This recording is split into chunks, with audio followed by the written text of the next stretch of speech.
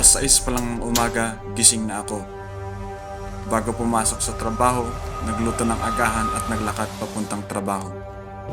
May trabaho, may sahod, pero sa dulo ng buwan, kulang pa rin.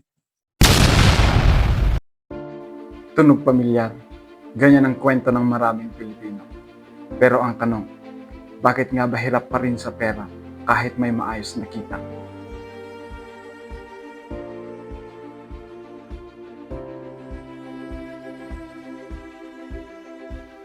Marami ang dahilan kung bakit ang maraming Pilipino ay nahihirapan sa pera.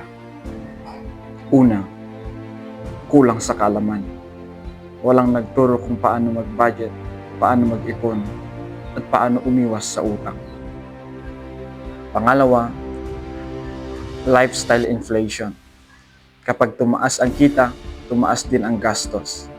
Bili ng bagong accessories, kain sa labas, travel, pero walang naiipon.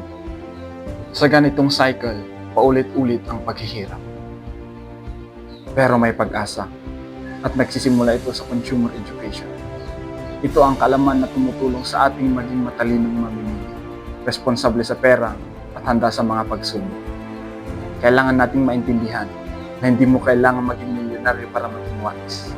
Kailangan lang ng tamang diskarte. Ito ang panahon para matuto at magbago. Hindi sapat na marunong kang kumita. Dapat marunong ka rin humawak ng pera. Kaya't inaanyayahan ko kayo.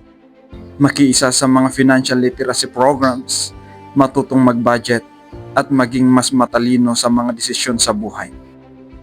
Consumer education is not just for rich, it's for everyone. Dahil kung matalino ang mamimili, mas maunlad ang pamilya at ang buong bayan. Consumer education para sa matalinong mamamayan, para sa maunlad na kinabukasan. Maraming salamat.